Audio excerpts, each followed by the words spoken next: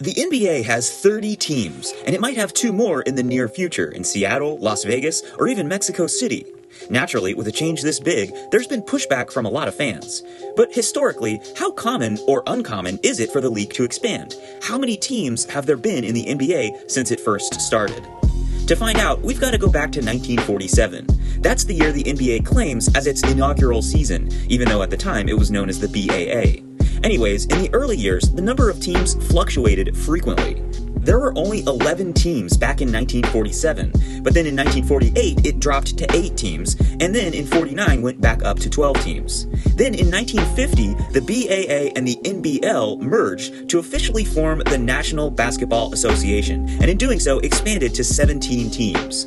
That was the high watermark for a while though, because the following year 6 teams folded and the NBA was back down to 11 teams, then 10 in 52, then 9 in 54, and finally in 1956 the NBA was back down to just 8 teams.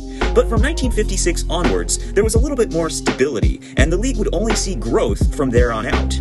There were 8 teams for a while, but then in 1962 the league went back up to 9 teams. Then there was rapid growth in the late 60s, going up to 10 teams in 67, then 12 in 68, then 14 in 69, and then 17 teams in 1971. Then, just one more team was added in 1975 until another big change came in 1977.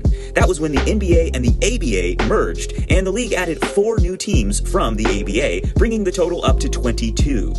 Then, throughout the 80s, the expansions slowed down a little bit, with just one team added in 1981.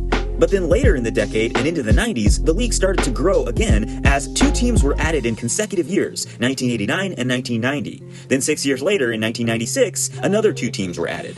That brought the total up to 29 teams, where it would remain until 2005 when the last franchise was added, bringing the league to the current total of 30 teams. No expansion has occurred since then. It's been 18 seasons, in fact, and that's the longest stretch the NBA has ever gone without adding any new teams.